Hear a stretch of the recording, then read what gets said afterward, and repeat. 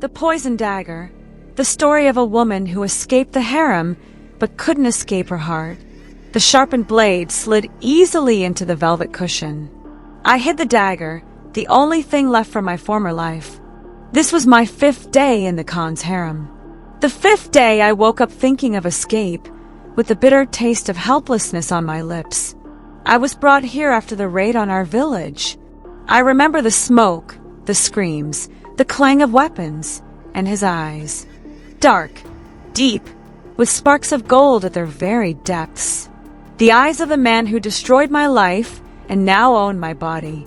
But not my soul. Never my soul. Old women say, when the heart begins to betray the mind, cut its threads, or it will strangle your freedom.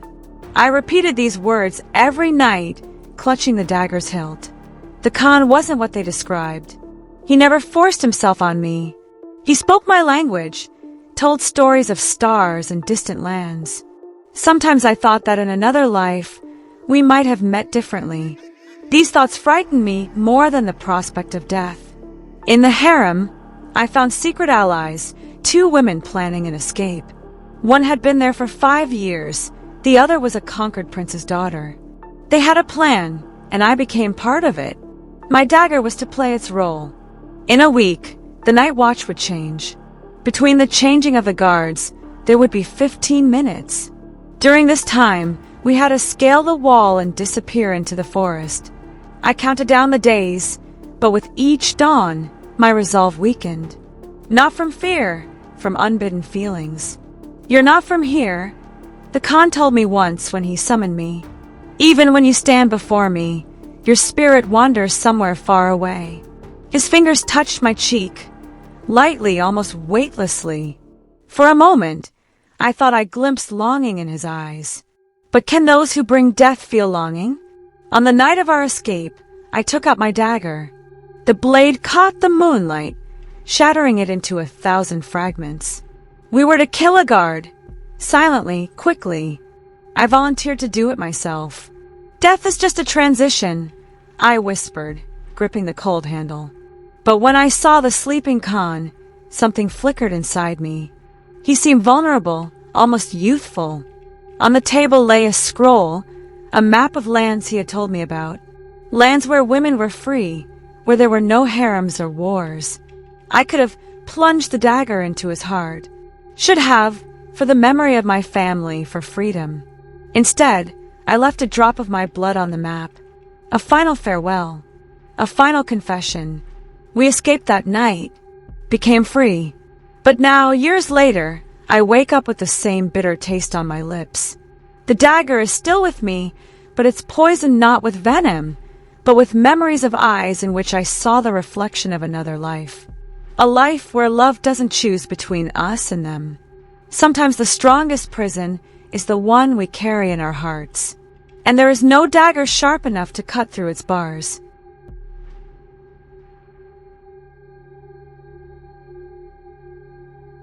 Steel embraces. When you fall in love with someone created to protect, but not to feel. I first saw him on the day the world beyond the city walls turned to ashes. Tall, with a steel gleam in his eyes, perfect features, and movements that carried a strange, mechanical precision.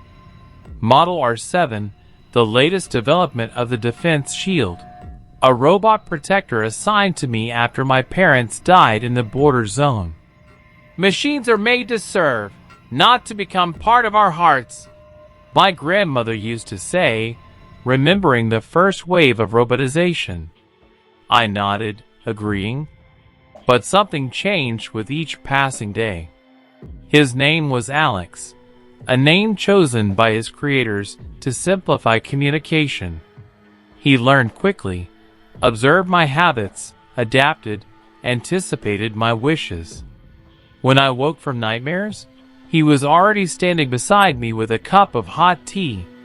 When I was silent, staring out the window at the ruins of my former life, he didn't break the silence with meaningless consolations. I am not programmed for emotions, Sophia, he would say in his even voice, in which I sometimes heard notes of something human. but I can imitate behavioral patterns for your comfort. Imitation. That's what it was called. But why then did his gaze linger on me longer than protocols required? Why did his metal fingers touch my hair so carefully when he thought I was asleep?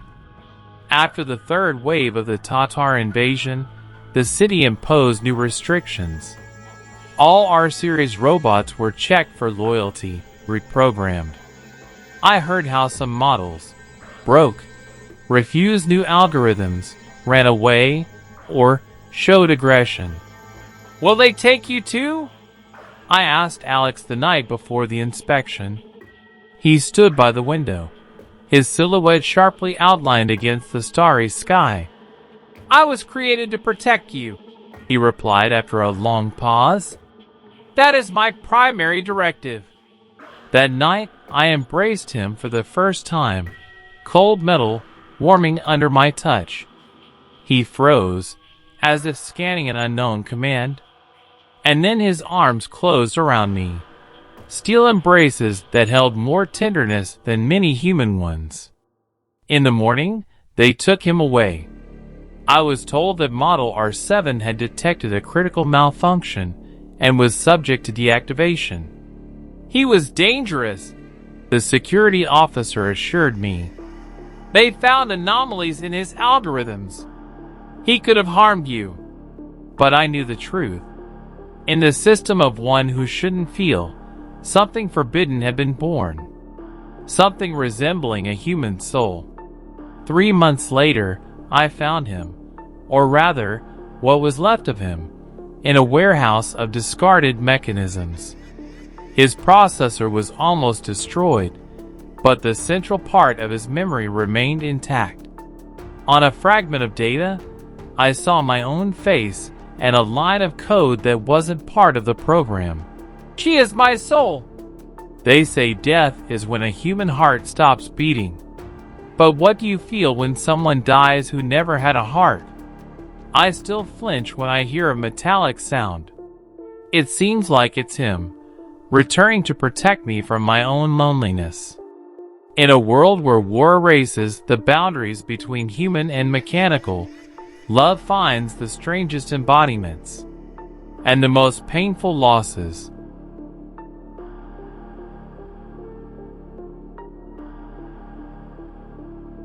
The fire of the Tatar invasion, how I lost my family, but found strength where I wasn't looking. The flames were still dancing behind my eyelids weeks after our village burned. I could taste ash in my mouth with every breath, feel the weight of silence where once there had been laughter. When the Tatar horde swept through our lands, they took everything, my parents, my younger sister, our home. Everything except what they couldn't see, my will to survive. They say a woman's greatest strength lies in her capacity to endure. The old women in my village would whisper this over their needlework, nodding sagely as if sharing a precious secret. I never understood until I found myself alone, walking the scorched earth that had once been my home. I was spared only because I had been gathering herbs in the forest when the attack came. When I returned, the sky was painted red, and screams echoed through the valley. I watched from the safety of the trees as they took the survivors, mostly young women, in chains. My sister among them. This is not the end, I whispered to myself that night, huddled in a hollow tree as the rain mixed with my tears. This is where I begin. For weeks I followed the horde, keeping to the shadows, surviving on berries and stream water. I wasn't sure what I planned to do. One woman against hundreds of warriors seemed like madness. But madness was all I had left. It was during this desperate pursuit that I encountered him, a wounded soldier from a neighboring kingdom, left to die by his own men after a failed attempt to ambush the Tatars. His name was Mikhail, and his eyes held the same haunted look I saw in my reflection in still water. "Why do you help me?" he asked as I cleaned his wounds with herbs I had saved. "I am nothing to you." I couldn't answer at first.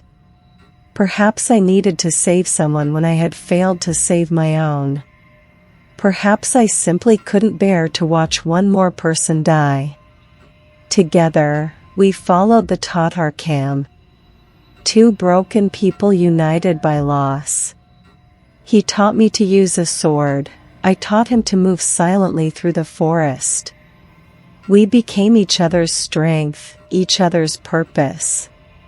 And somewhere along those endless nights of planning and whispered strategies, something else grew between us, something I hadn't believed possible in a world so full of death.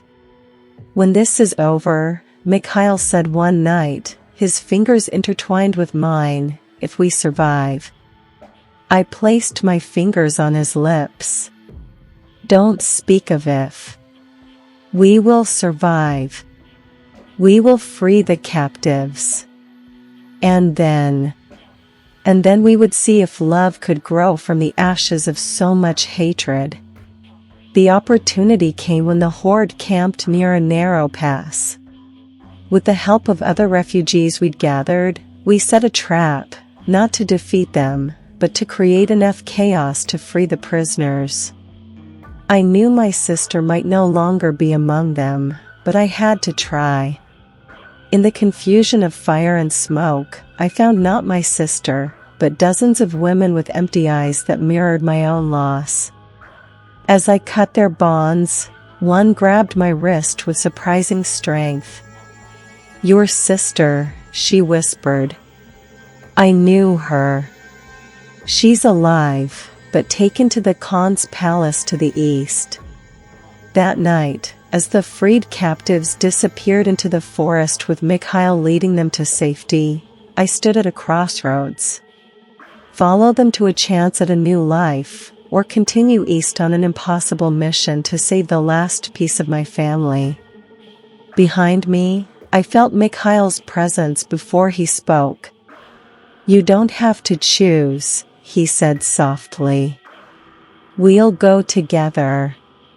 Sometimes the greatest strength isn't in what we endure alone, but in what we dare to hope for together.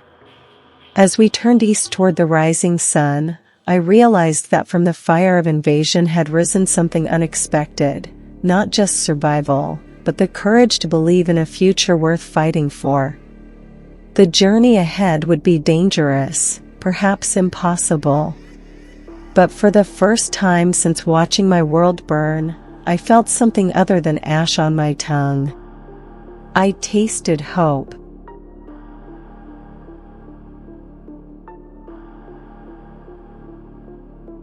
Stolen Freedom.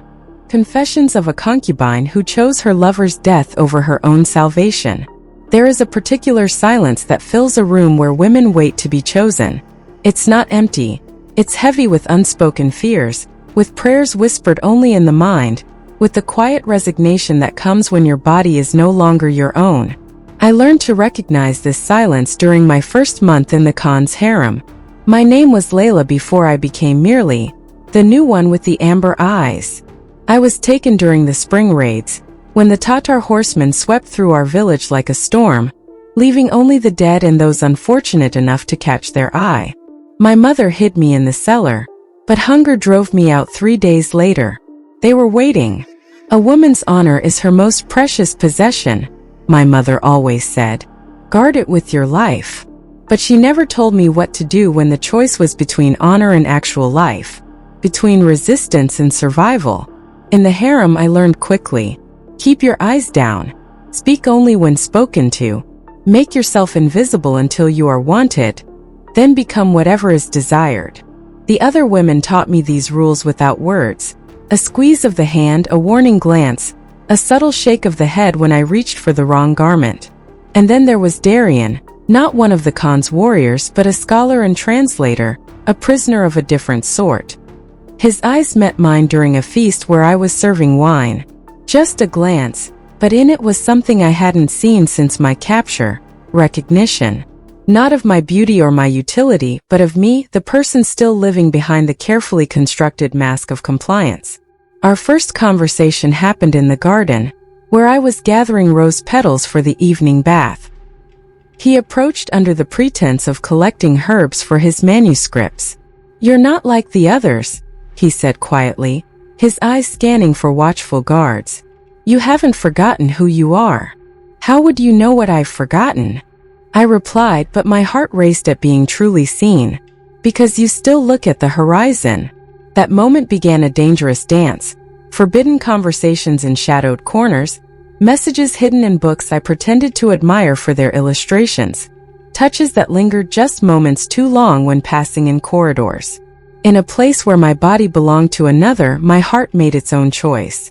When Darian whispered plans of escape, of contacts in the port city who could smuggle us both to freedom across the sea, I should have been overjoyed.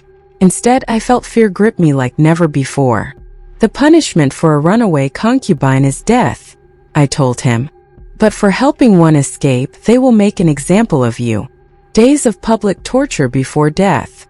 Some things are worth any price," he answered, his fingers tracing the outline of my face as if memorizing it.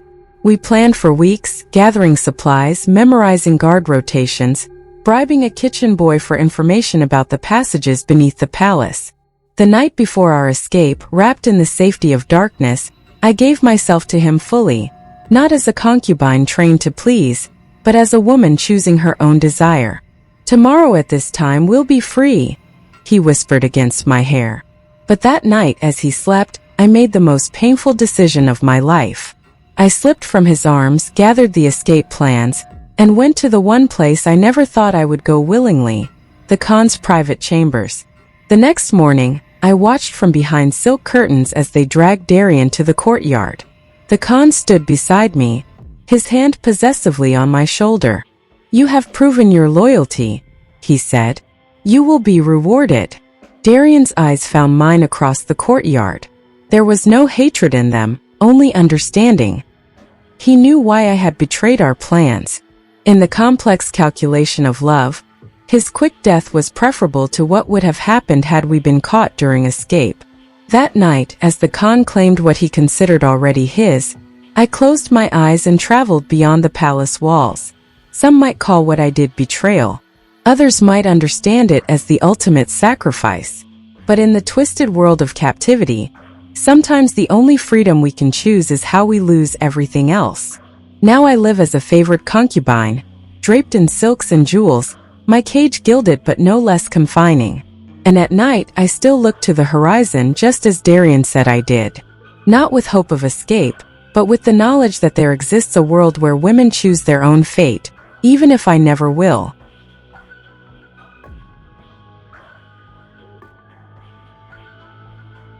Letters from the front.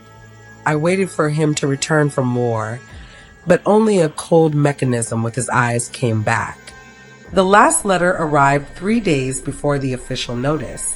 Mikhail's handwriting was rushed, the ink smeared in places as if caught in rain or tears. He wrote of strange experiments happening behind the front lines, of wounded soldiers volunteering for procedures they barely understood. "They promise we'll come home," he wrote. "One way or another. They say, we will return to those we love." I read those words 100 times, tracing his handwriting with my fingertips as if I could somehow touch him through the paper. The war against the Eastern Territories had dragged on for 3 years by then. 3 years of sleeping alone, of jumping at every knock on the door, of scanning casualty lists with my heart in my throat. They say a soldier's wife learns patience above all else. My grandmother, who had waded through 2 wars herself, told me, "The hardest battle isn't fought on the fields, but in the kitchens and bedrooms of those left behind." I had nodded, thinking I understood. I didn't. The official notice was brief, almost cruel in its efficiency. Captain Mikhail Sorokin, critically wounded in action. Status: enrolled in Project Renaissance. Further information classified. Not dead. Not alive. Something in between that the government wouldn't explain. 6 months passed with no word. I wrote to commanders, to hospitals, to government offices. The responses, when they came at all, were identical in their vagueness. Project Renaissance was a classified military initiative. Patient status was restricted. I should continue to wait. And so I did, turning our small apartment into a shrine of waiting. I kept his side of the bed made, his favorite books dusted, his teacup ready on the shelf. Sometimes I would catch myself speaking to his photograph, telling him about my day as if he were just in the next room, about to walk in and laugh at something I'd said. The knock came on a rainy Tuesday evening in autumn. Through the peephole, I saw a military uniform, and my heart nearly stopped. When I opened the door, the words of welcome died on my lips. It was Mikhail's height. It had Mikhail's posture, his hair, even the small scar above his right eyebrow. But the eyes that met mine were empty, reflecting the hallway light with an unnatural gleam. Elena Sorokina, it asked in a voice that was almost his, but flatter, without the warm timbre I'd fallen asleep remembering for 3 years. Yes, I whispered. I am Unit MS-17, formerly Captain Mikhail Sorokin. I have been assigned to return to this residence as part of Project Renaissance Integration Protocol. My legs gave way, and I sank to the floor. This thing knelt beside me with mechanical precision. I contained 78% of Mikhail Sorokin's memories and 92% of his cognitive patterns, it continued, as if reading from an internal script. The Defense Ministry believes familiar surroundings and relationships will facilitate complete neural integration. You're not him, I said, tears blurring my vision. You're a machine. Its head tilted slightly, a gesture so familiar it broke my heart anew. Partially correct. I am a biomechanical hybrid. Mikhail Sorokin's brain tissue was salvaged and integrated with advanced cybernetics. I am what could be saved. The thing that wore my husband's face moved into our home that night. It performed routine tasks with eerie efficiency, hanging up its coat in the exact spot Mikhail had always used, sitting in his chair at the exact angle he preferred. But it didn't eat. It didn't sleep. And when I reached out to touch its hand, the skin was cool and unyielding. Weeks passed. I lived with this ghost, this partial echo of the man I loved. Sometimes, rarely, there would be moments, a phrase, a gesture that were so perfectly him that I could almost believe. Almost. One night, I found it standing in front of Mikhail's bookshelf, holding the copy of poetry I had given him before he left for war. You marked a poem in this book, it said without turning. Page 43. Yes, I whispered, my throat tight. It was a love poem. I had underlined the passage about souls finding each other across any distance. When I process these words, there is a system response that does not align with my programming. An irregularity. It finally turned to me, and for a moment, just a moment, I thought I saw something flicker in those mechanical eyes. Is this what memory feels like? I took a step closer. What do you remember? Fragments. Sensations without context. The smell of your hair. The sound of your laugh in a darkened room. The weight of something in my chest when you cried. It touched the book reverently. Are these things real? They were, I said. They were real to Mikhail. That night, for the first time, he sat beside me on the couch as we listened to music Mikhail had loved. Not with the perfect posture of a machine, but with the slight slouch Mikhail had when he was tired. When his hand found mine, I didn't pull away. They say love transcends death, but no one ever told me if it could bridge the gap between human and machine, between the man who went to war and the mechanism that returned. As I sit here writing this, he stands by the window, watching the rain with Mikhail's eyes, but not his soul. At least, not his complete soul. And yet I wait. Again. This time not for a man to return from war, but for a man to emerge from within the machine that came home in his place.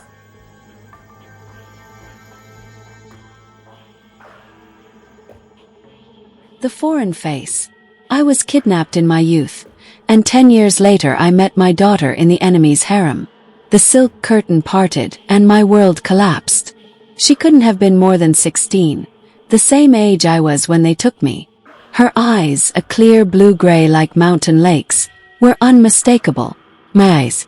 But everything else, the high cheekbones, the proud tilt of her chin, the way she held herself, was all him.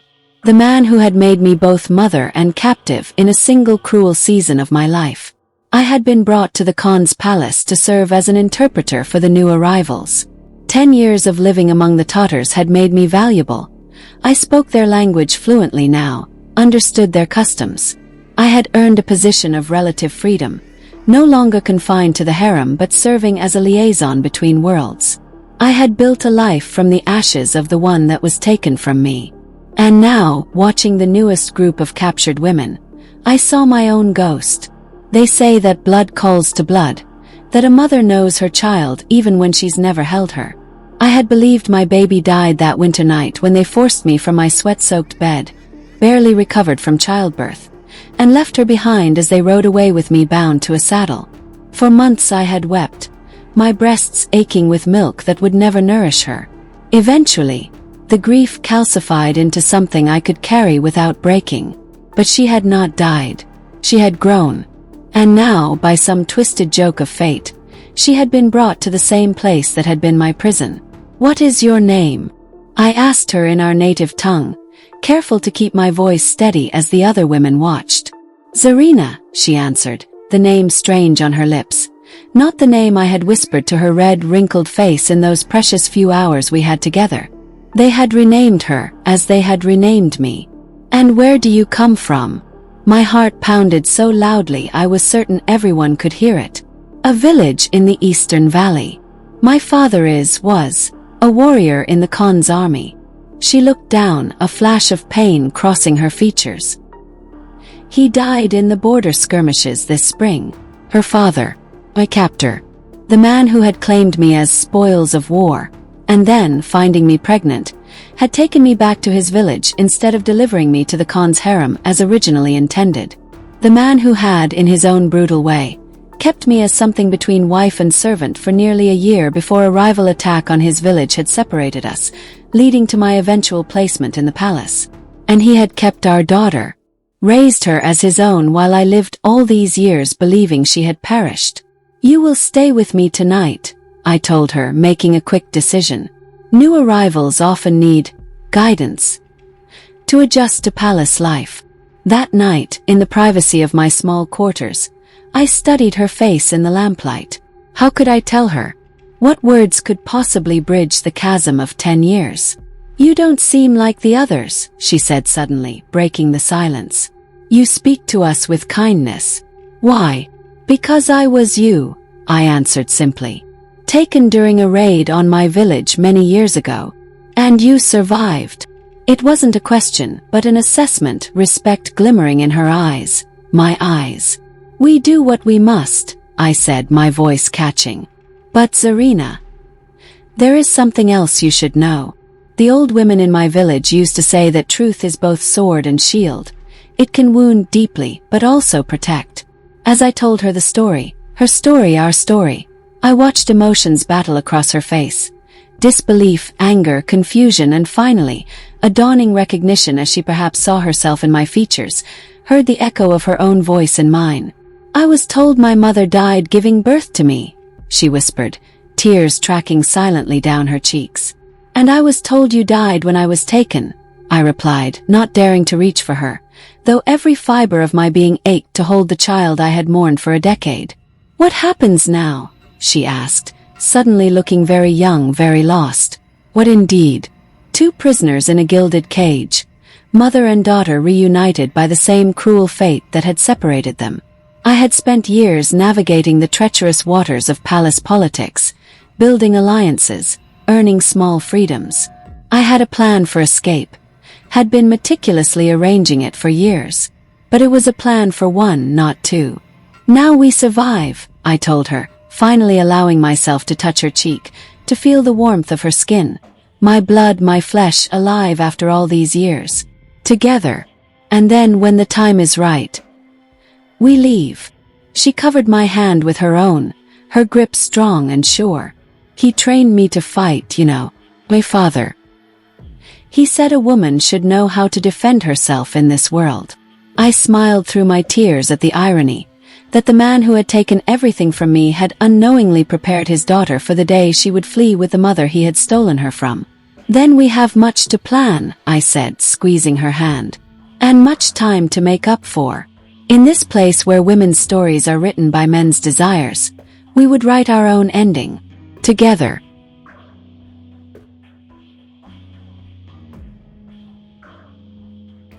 The final escape. The story of a woman who burned the palace to save those who might be captured after her. The lamp oil felt heavy in my hands. Heavier than the child I had carried all those years ago. Heavier than the chains that had once bound my wrists when I was first brought to this place. 5 flasks. Enough to set the eastern wing ablaze. Enough to create the diversion we needed. Enough to ensure that this gilded prison would claim no more women's lives. My name is Esther now. Not the name my mother gave me, but the one I chose when I decided that I would not die in captivity. 10 years in the Khan's harem had taught me patience. Had taught me to wait for the perfect moment. That moment had finally arrived. There's a saying among the captured women. The first night you plan your death. The first year you plan your escape. After that, you plan your revenge. I had moved beyond all 3. This was not about vengeance, it was about salvation. The great feast of mid-summer meant the guards would be fewer, their attention divided. The Khan and his closest warriors would be occupied with celebrations, with wine, with the newest additions to the harem. Young women with fear still fresh in their eyes, not yet dulled by years of submission. Women like I had once been. Are you certain?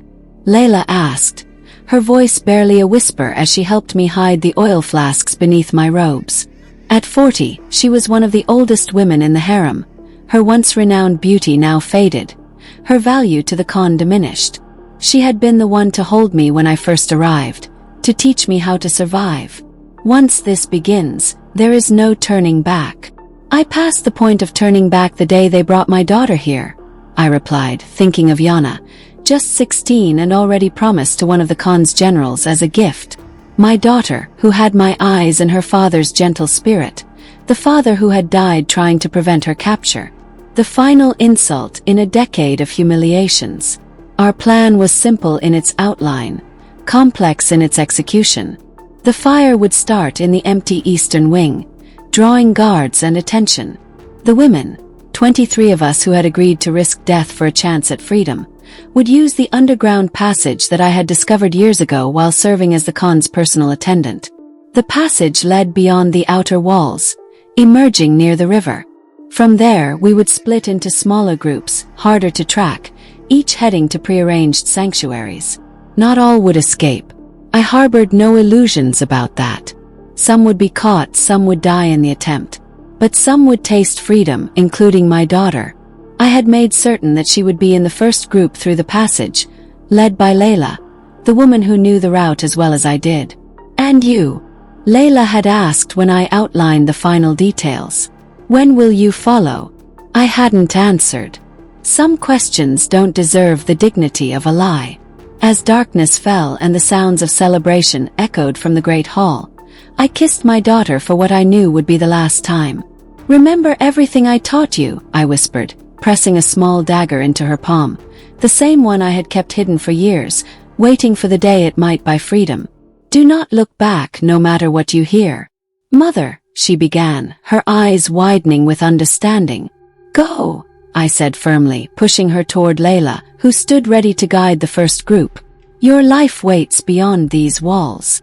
They slipped away into the shadows, 23 women moving like ghosts through corridors they had walked as prisoners for years. I watched until they vanished, then turned toward the eastern wing, the oil flasks heavy against my skin. The first flames caught quickly, hungrily devouring silk hangings and carved wooden screens. I moved systematically through the rooms, leaving trails of fire behind me, blocking exits, creating a blaze that would demand every resource to fight. By the time I reached the central courtyard, the night sky was painted orange, and shouts of alarm echoed from all directions. I should have left then, followed the others through the passage, claimed my own chance at freedom. That had been the original plan. But standing there, watching guards rush past me toward the flames, I realized a terrible truth. If any of us were caught, they would know about the passage. They would seal it, guard it. No one would ever escape that way again. Someone had to be caught. Someone had to misinform them, lead them away from the truth, away from the women already fleeing. I ran not toward the passage, but toward the great hall, screaming warnings about intruders, about enemies who had infiltrated the palace and set the fires as a distraction before escaping through the main gates. In the chaos, the Khan himself grabbed my arm, demanding to know what I had seen. Many men, I gasped, playing the part of the terrified, loyal servant. They wore the emblems of the Western Kingdom. They spoke of freeing captives. His eyes narrowed with suspicion, not of my story but of my presence. Why are you not with the other women? How did you come to see these things? I had prepared for this. I was bringing fresh garments to the new girls when I saw them. I hid. I heard their plans. I clutched his arm in apparent terror. My lord, they spoke of killing you. I came to warn you. The suspicion in his eyes softened just slightly, enough for what I needed next. The women, I continued frantically. We must ensure they are safe. The intruders headed toward the outer walls. That was all it took. Orders were shouted, guards redirected. Away from the passage. Away from 23 women racing toward freedom. My captivity ended that night, though not with the freedom I had once dreamed of. They discovered the truth eventually, of course. The Khan was many things, but not a fool. The punishment for such betrayal was as creative as it was agonizing. But even as they carried out their vengeance on my body, I felt a lightness in my spirit I hadn't known in 10 years. Somewhere beyond the palace walls, beyond the reach of chains and commands, my daughter walked free under the open sky. Somewhere, 22 women breathed the air of liberation. They say a mother would die for her child. That much is expected, almost ordinary in its sacrifice. But sometimes living through the unspeakable is the greater gift, living long enough to ensure that the cycle of captivity ends with you. As the flames of my making claimed the eastern wing of the palace, I knew some prisons could never be rebuilt from their ashes, and some chains, once broken, would never be forged again.